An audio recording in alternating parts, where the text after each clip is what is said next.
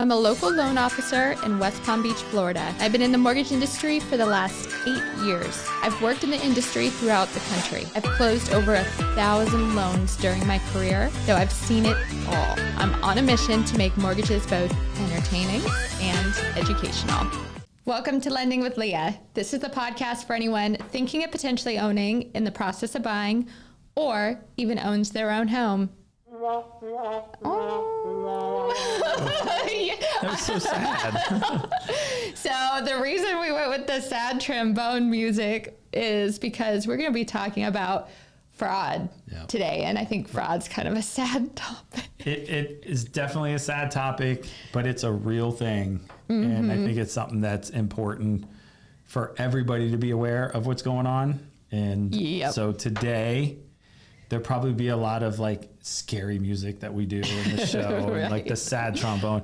But I'm just going to share stories and things that I've seen just in the last 3 years, and it's enough to scare anybody. So that's what we're diving into today. And before we get into it, everyone, our guest, welcome back, Jacob Webb, the CEO and founder of Level 10 Title. Hi, guys. I'm happy to be back. I'm excited about today's topic, mainly because it's just an awareness thing. It's just bringing awareness to something, and that should be scary. And it probably, a bunch of the stuff we talk about today probably is going to span even outside of real estate and just the way fraud is going just in general. Well, because I know, like I had written down kind of on my notes, there's title fraud, there's mortgage fraud, wire fraud, insurance fraud, and they all kind of play together with one another. Yeah, it all plays together. It's all scary, and I'm going to keep saying it until I'm gone. It just keeps evolving. It just keeps evolving, and then once you figure out one thing, they've gone another direction. So So I don't have a picture of it. I saw they were talking about the countries where most of the fraud is being occurring from, right? And I was in my head thinking of different things. And I saw a picture of a bunch of people like on a floor in a big room. There must be like 50 people in like a third world country, all with laptops. And they're saying like, this is where it's all happening. And then all of a sudden you just start to understand how big this could be and how much of a problem it is. Do you think those people that are in these foreign countries are like worried about the Palm Beach County Police showing up? Like, no, you know what I'm saying? So Palm Beach County Police can't even show up in some cases. It's a real problem that I think we're going to dive into today, and hopefully just shed some awareness so we just protect ourselves as best as possible. I remember because I've been in the mortgage business for 9 years now, almost a decade.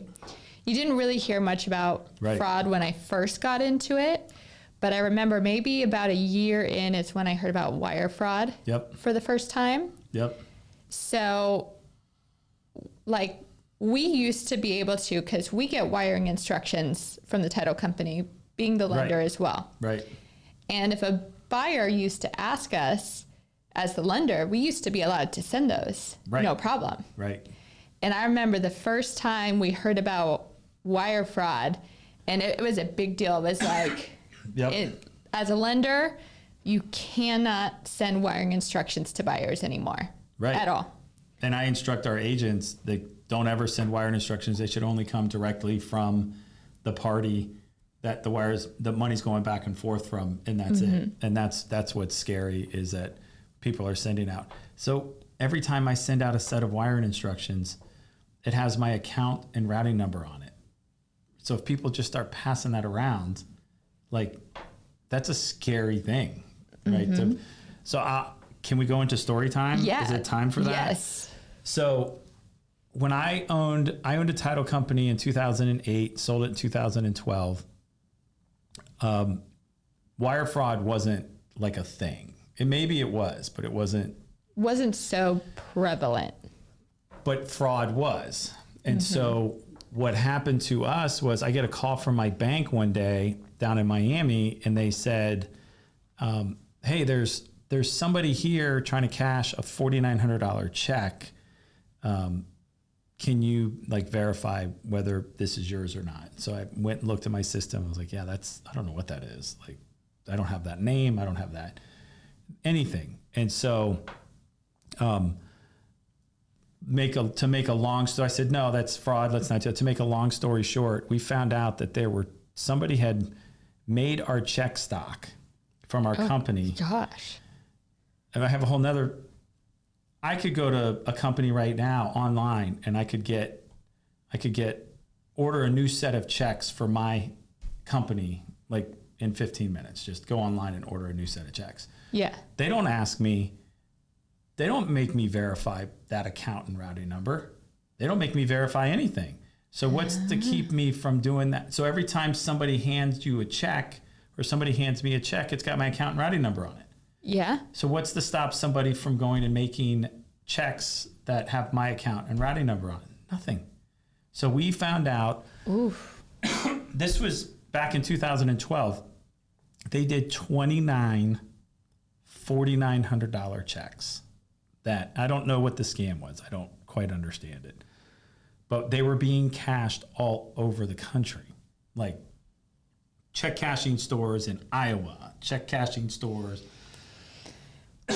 And all of a sudden, I'm like, what is going on? And we had to like freeze my entire account. Yeah. I had to go. And this was back in 2012.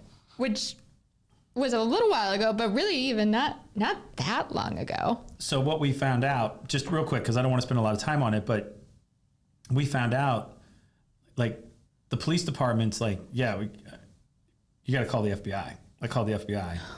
The FBI says, it's under $5,000. We're not dealing with it. Each check is a separate incident. So that's why they were doing 4,900. Yes. And so think about this, though. So each check is a separate incident. I go to the police department where our business was, and they said, well, no, you have to file a police report in every city where the check was deposited. So, oh, dear Lord. There's 29 different cities. And so I go to my bank, like, what are we going to do? Bank's covering the loss. Uh-huh. And, like, that was it. Like, the bank just covered the loss. And I just thought to myself, I'm in the wrong business. Like, like what am I doing? And so what I can tell you is that was in 2012. The fraud has evolved immensely now to where almost anything can be fabricated in the wire fraud. So I don't know where we want to start. Do we want to just start with wire fraud? Yeah, let's start with wire fraud and maybe talk a little on like how that happens, because I know I had just mentioned like I can't send wiring instructions. Right. But why is that? Why is it not okay for me to send them? Every time you send out wiring instructions, whether it's your wiring instructions or you're sending out an account and routing number. So these are getting hijacked in like people's emails and Yahoos and whatever. And so I'll send you a set of wiring instructions, and then it's hacked in the Hackville. Hackville, the magical, I would call it the evil. It's like, the evil cloud of hacking. I don't know where it's getting hacked, but it gets hacked, and then it shows up in your account, your email, with a new account number and routing or whatever it is. And that's how it's happening, where like things are getting intercepted, right? Yeah. So this is not an uncommon thing in the world outside of real estate. This is not an uncommon thing, right? Yeah. Where people are getting emailed spams, they're getting, whatever all of the technology sort of things are. This is happening. And so it started happening with wire instructions and wires. And so I can only tell you of stories that I've heard of or that I've seen. And I'm not, so there's no speculation here. This is, I've had people sending money to fake title companies. I've heard of people having their wires intercepted and it never actually arriving, and they don't know where it went. There's all sorts of like So I had a client that wired 300, not my client personally, thank God, but in the company I worked for, they wired $300,000, their down payment and closing costs for a home. The wiring instructions had been intercepted. They wired $300,000 to God knows who. Yeah. Just poof, gone. And once it's gone, it's gone. Mm-hmm. It's just gone. And so it's a high-tech problem. Would we agree? Like when you're intercepting emails and changing things and this is a high-tech problem, right? So to me, I'm sure there's somebody out there way smarter than me that's going to figure out a way to secure it better and do some type of two-factor this, and I'm sure. Yeah. But I'm not that guy. So I'm going low tech to solve a high tech problem. I'm going low tech. And so to me, you got to go old school, right? Uh-huh. So I now send out wiring instructions that are missing account numbers. And if you want the account number, you have to physically call me.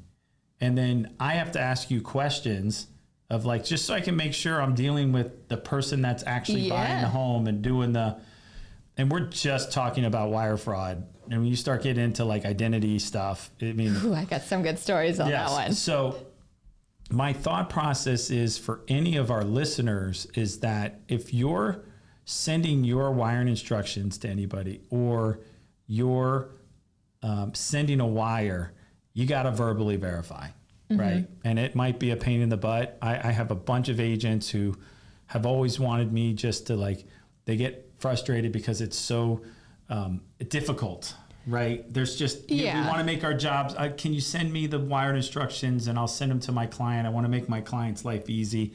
It's like those days are gone. They're just gone because here's the problem with it is it only takes one time, right? One time can ruin your life, your business. Yeah. One time. And so you can't, and they only have to be right one time, right? You have to be right every time. And so to me, like I had a class that I did not too long ago where I just was telling the like, you just got to slow down, take your time, make sure you understand everything that's going on. Okay, Jake, I'm sending this much. This is what I'm doing. What's does that make sense? Like, you have to go the other direction because it's a real thing. It's happening. I was in some type of FBI podcast a few months ago where I was watching, and they had some crazy statistics on what the wire fraud stuff is, and it's not even like close to the top of the list of just fraud in general. That's kind of scary. It is it's all very scary. And it doesn't mean be scared and don't do anything. It just means slow down. Yeah, pay attention. Make it all make sense. Which leads more to know the people you're doing transactions, know the people you're involved with. Like you got to know the people. Does that make sense? So that's wire fraud. That's a definite. That's a sad. Yeah. That's I can't even push the magical button. It's not magical. But it's a real thing. And so I send 15 wires a day. I receive 10, 15 wires a day. It's something I'm always dealing with, always looking at. And I just don't have any tolerance for I'm too busy to do, to me that sends up a red flag. If you're too busy to like take the time to make sure the wiring instructions are correct, like that, I'm sorry, that sends up a red flag. Like you don't have to follow a lot to be aware that there's wire fraud going on. So this is a real thing. And because most transactions now are done by wire, it's an easy target for a big chunk of money. Well, especially when you're dealing with real estate. You have a lot of people who pay cash for homes, large down payments, or even if you're doing a small down payment, that might be someone's entire life savings too. So let me share something. It's going to pivot a little bit. So Palm Beach County, I'll speak to Palm Beach County because I'm in Palm Beach County, and I know Broward does this as well. Palm Beach County has a fraud alert system, right? It's a free fraud alert system. If you just Google Palm Beach County fraud alert, it'll pop up. It's real easy. Put your name, email, And then they'll alert you anytime that something's recorded that's in your name. And then, which is obviously, it goes to more than just real estate, but it's a part of it, right? Yeah. So it's Palm Beach County Fraud Alert. Just Google that. It's free of charge. There's companies out there that offer it as a paid service, but you don't need that. However, people ask me all the time, like, Jake, is this real estate fraud? Like, is it like really a thing? Like, is it something I should really be concerned about? And I just say, I don't know. Like, the county thought it was enough of an issue to put together an alert system to alert you if fraud is going on. So it's clearly going on. I called the county. I talked to the county. I think it was Joe Abruzzo's office, and a very nice lady that worked for his office called me back. And I told them about the issues with like fraud and deed fraud and things like that. And she said that we know it's an issue. They know it's an issue. They're so focused right now on the elderly population and fraud that's happening with that demographic, which I know. It's like, for instance, my wife's parents live with us, and every once a week it can be like, hey, Google called me today, or like Amazon called me, or I go, no, Google doesn't call you. No. Amazon doesn't call you. No. And so they understand that it's going on, but there's a population within our section of people that are really targets right now. And it's that elderly population. So we have to do what we can to protect others. But that's what I tell people, is that they thought it was enough of an issue to put an alert system in place. It's an issue. You should pay attention. I know people that it's happened to personally, not even just, clients, but friends and family that have had fraud or been taken advantage of in different ways. Like, I'm sure just about everyone can talk on someone that's been affected by it. I think everything we talk about here today should lead you back to know the people you're working with, period. Make sure you know who they are, build a relationship with them.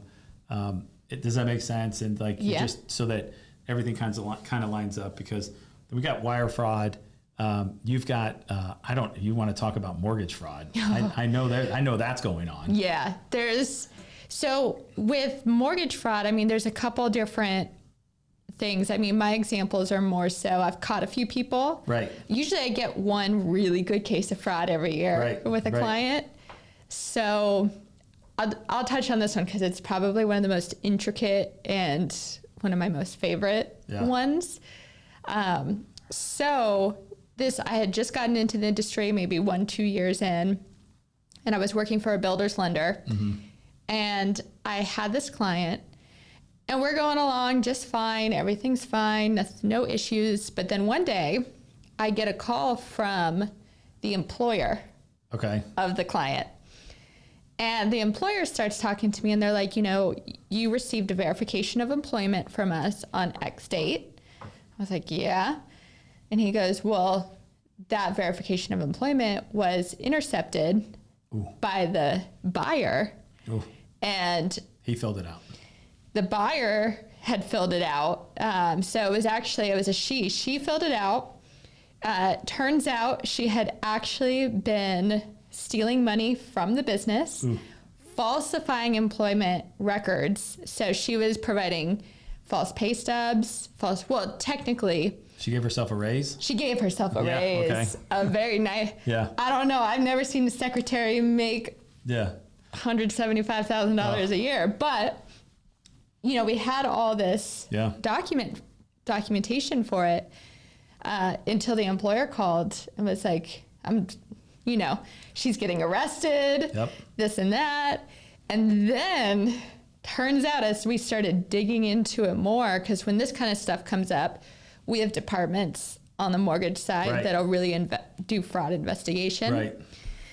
And turned out it was actually a mother-son or a stepmom-stepson conspiracy, because we had the stepson was actually doing another loan with us with the same builder, but they had different last names, but we were able to connect the two. So their whole plot or ploy was they were stealing money from this company because they both worked at the same company, falsifying each other's employment records, and then taking the stolen money from the company to put into real estate. Right. So they were trying to buy up as many homes as they could. You can't make this stuff up. Can't make it up. I got a good one for you. So I'll talk about when everything started becoming more technologically advanced is probably the right word. So now the fraud's just easier. And so, for instance, 2012, we used to send recordings. When we did a closing, we would record it at the courthouse. We used to send the physical recordings to the courthouse. You had to physically send the documents or walk them up or whatever, physically take them to the courthouse. Now it's all done electronically, all the recordings. So they're not, part of that was you have to record an original document. So now, because of how advanced technology is, you can record, like you don't need the actual document anymore. It's like, it's a scanned image. It's a scanned version of the document. So, so that is like allowed things to evolve from like documents getting recorded. Closings, we do closings. So since COVID, it has become completely acceptable for closings to be separate. So it used to be if I did 20 closings in a month, we had 20 closings. Buyers and sellers used to close together. Now they're all done separate, right? And it's mobiles here and mobiles there. And this is, so that everything's, and that's completely acceptable now, way of doing it. Yep. I can right now, if I was smart enough to do this, but I could right now probably go through the process of buying an entire home without meeting with a single person, including the notary, right? I could probably pull that off with some thought out. So I can go through that whole process and get it recorded without actually ever meeting a person. We do know, I don't know how to do this, but we do know that people can get fake IDs and people can get social security numbers, and we know this is a thing, right? I had one when last week's episode when we were talking on like husbands and wives and whatnot. I had one where the husband showed up with his mistress at closing with a fake ID for his wife. That's my point. That's my point. And so if I know that I can get, it's really going to be about like the guy that knows how to get the fake ID and the fake identity, partnering up with a guy like me that knows how to navigate the system. But it's that person that could actually go through an entire transaction, have multiple loans going on a single home, could potentially steal a home out from underneath somebody. How does that work? Like, how would someone... That, I'm going to be honest with you, is a whole nother show. Because I just got a 10-minute flashing thing. and like, all I can tell you, it's easy. That's all I can say right now. I can explain it. So I did an exercise a few months ago where I made a fake deed. And the deed was from like Spider-Man to Superman, and like Wonder Woman was the... but what I was able to... was a witness. What I was able to do, though, was I was able to make this document that is 100% recordable in the current setup for recording. And so I wanted to like post it online, but then I was like, I might go to jail for this. Like, that's actually not a thing that, but it's so easy to do. Yeah. Like I literally, because of technology and how advanced it is, and because you don't have to verify original documents anymore. But the fraud that's going on happens all over the place. Like I had somebody that faked the wife signing, very similar to what you were talking about. They brought it to a notary. The notary was involved. Like we're relying on the notary to be our verification. Like, well, what happens when that breaks down? And that's what happened. All of a sudden, I'm doing a police lineup with the sheriff's department I had to identify the person that was in the closing with me. Like, this just happened in 2022. It's just happened. And so where he went and bought another house and like left his wife out and faked and forged the whole thing. And so with the way that you can now do mobile closings, and these are acceptable things, and you've got people that own land that are targets. Like, I'm now verifying the identity of people through their driver's license, where it cuts through to the DMV, and there's a whole like process for it. All I know is it's happening. It's going on. It's way bigger and deeper than anybody thinks. And it's like lightning, right? So I still coach. I coach at a high school. I coach lacrosse. When the kids were young, I used to coach. And if there was ever a sniff of lightning or like a storm, I'm clearing out. Inside. And I remember people used to get upset at me. I was in charge of the whole field, like all the 10 practices. And I'd clear the whole field and people would be upset. I'm like, I don't care. Because it only takes one time. Yeah. One time. And so in this scenario, it's the same thing, that it only takes one time and it like completely alters the course of your life. And like, what if you've been saving money for your whole life to buy your first home? And what if it's your 10th home and you've been parlaying money over the years and it's gone in an instant? Like, yeah. So it would be foolish to think that it couldn't happen to you. There's probably a low percentage that it would happen to you, but should you stand out in the middle of the rainstorm with your golf club up in the sky? Like, there's no hit me. Yeah, there's no point. And so that's really why I'm passionate about this. I've been working on the wire fraud is one thing. We talked about the mortgage fraud. What about insurance fraud? So that's a big thing in our counties here. Yeah. So insurance fraud, my insurance just almost tripled, and I was just complaining and just upset. And I talked to my agent and he's just like, it's just all the lawsuits and the amount of like just lawsuits and things that are going on. And I don't understand it. You'd probably have to get a really good insurance person to go through it, but I know it's happening. It's easy fraud and it's everyday people doing it, right? Well, one of my insurance guys explained a little bit to me that, so here, and I think the laws just need to be revamped, right? But there's a grace period, like a really obnoxious grace period from a storm. So it's like 2 to 3 years after hurricane hits. For damage? You get 2 to 3 years after the storm to claim damage from the storm. So you have these people that they just want a new roof, and it's been 2 years, and they're like, well, let me I'll throw some damage up there. Yep. Hurricane Ian did it 2 years ago, but I'm just claiming it now. But they have this grace period to claim the damage.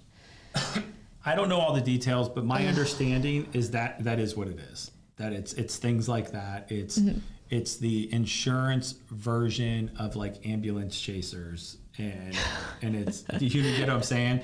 Yeah. But it's attorneys, and I'm not bashing attorneys, but I'm just telling you what was told to me. And I had a nice lengthy conversation with my insurance guy literally yesterday, and so that's my understanding.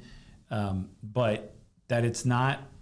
But it's not. What's really interesting about the insurance fraud is it's not like fraudsters or like bad guys. It's like everyday people that are doing it, and they consider it a gray area when it's probably not a gray area. And I'm actually concerned that, like, how do you roll this whole thing back, right? Oh gosh. Because it's one of the main things. Besides the taxes, but it's one of the main things that make living here so unaffordable for people. Well, that's just, home prices are through the roof. Yep. Our taxes are pretty moderate. I'd say they're not low, but they're not high compared to some other areas. Well, they're high because the values went up so high, and that may be what's overinflated, but that's a whole nother story. So, but the insurance, so like for me, I'm licensed in Arizona and Florida. Yep. And just homeowners insurance and property taxes, someone could qualify for a $500,000 home in Arizona and a $300,000 home here just because of the taxes and the insurance. Yeah, and that's a real thing. And so none of anything that we've talked about today, none of it's going to help with these problems, no. right? Except that, like, just put a good plan together, know who you're working with, know the people that are involved. I have a whole nother thing. The deed fraud is, to me, it's just out of control. Like, yeah. With fake deeds, they're not hard to do.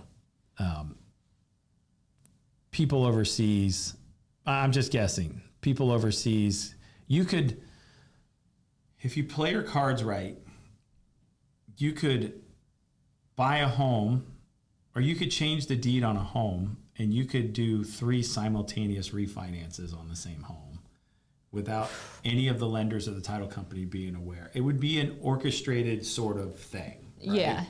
But you could pull it off. And as much, I wish I was a bad guy. I'm like, you almost need like a bad guy turned good guy that's got the mind of a bad guy. Because I know that it would take, so just think about this. And if this should be what should scare all of us into, like, what do we do? I could take a year of planning, and I could figure out how to change the ownership, get loans, and do a whole entire real estate transaction on 10 homes simultaneously, to where I'm walking away with, let's say, like, just I'm walking away with $5 million in a year, and then, like, I'm gone. Like, I just disappear. Like, I know I could do it. Oh, it happens all the time. It does happen. And so my concern is that when I think about that picture of the guys overseas in a third world country, in a room with 100 people with laptops, and they're like, this is where it's all, like, they're not concerned about, because somebody had said to me once, well, yeah, but then if the police, after these people overseas, they don't care about the police. Like, no, they're not. So there are things, again, I've been working on something like this fake deed recording thing, like, because now you can record electronically, and you can, like, there's I figured out a low-tech solution for how to do this. I'm just trying to piece it all together. And again, somebody said, yeah, but is it really going to happen? And I say the same thing. Oh, like a broken record. I don't know. Palm Beach County put a fraud alert system together. So clearly something's going on, right? And when you call the county, that's my mom calling me. Aww. Yeah. When you call the county and you ask them, like, I have been frauded. I have the fraud alert system. I've been frauded. What do I do now? You got to go see the police. There's not a mechanism for, like, unringing the bell, or, like, and that's what we want to work on. And the only reason I'm saying this, because the county people I know wouldn't like this, is, like, we just need to come up with a solution, right? The solution that's going to protect us from all this different type of stuff, but ignoring it is not going to be a thing. So. Like, burying your head in the sand doesn't get you anywhere. And the banks, I'm just talking about the thing I talked about earlier with the fake checks, them just paying it all off, like, that's not going to, those aren't the answers. There's got to be a way to figure this stuff out. I hate to be the guy to, like, bring all these problems with no solutions, but it's just, we have to be aware of what's going on. Yeah. Well, and just get a conversation started around it. Someone's got the answer somewhere, or a collective group. Yeah, it might be. I mean, I don't know. I don't know what the answer is. I know the answer for wire fraud is to go extremely low tech, right? Pick up the phone and call, right? It's,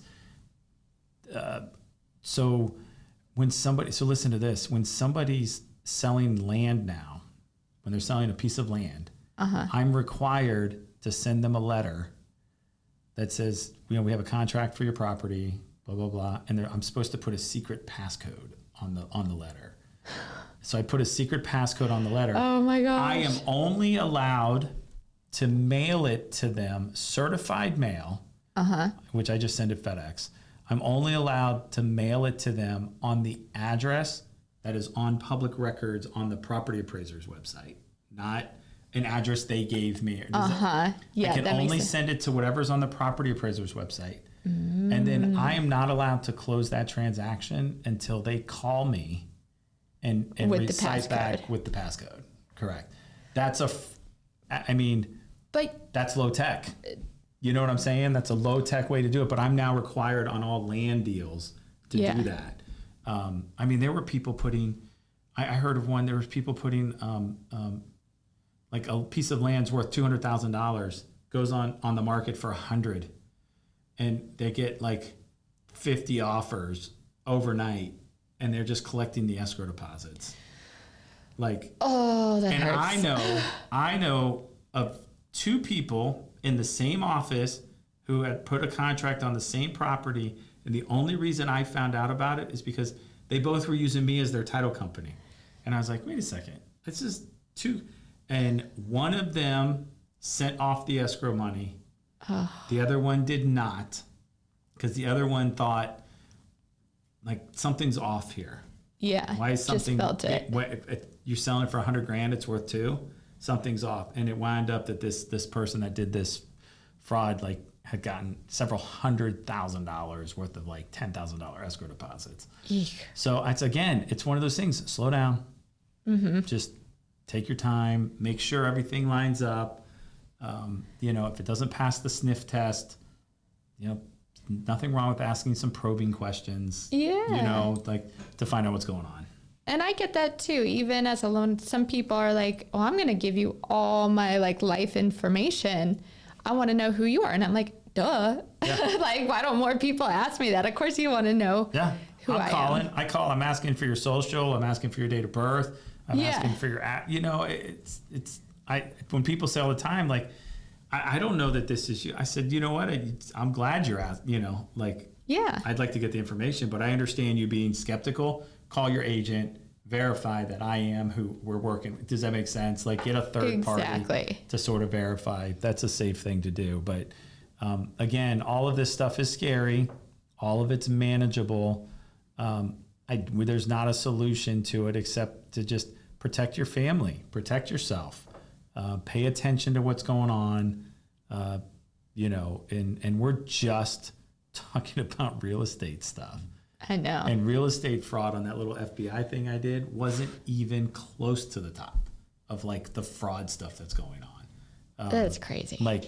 By 3 or 4 times. It was crazy. So it's just a way. I don't know. It's just, you got to protect yourself. Exactly. And the best way to protect yourself is use people you know. Use people you know. I agree. Like us. And Jacob, where can people find you? It's Jacob Webb. So it's jwebb at level10title.com. And it's the number 10. So jwebb, WEBB, at level10title.com. Or my office number is 561-899-0996. And you guys know where to find me. Lending with Leah, all the major platforms, Facebook, TikTok, Instagram, YouTube. And there's a Gmail, lendingwithleah@gmail.com. We will see you guys next week for part 3 of our little mini-series. This is a good one. All about investing. I don't have a TikTok. You should get a TikTok. I don't know. It seems like that's what my kids do. I just post to TikTok. Okay.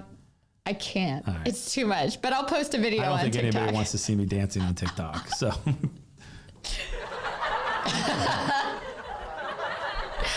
Till next week. We will see you guys then.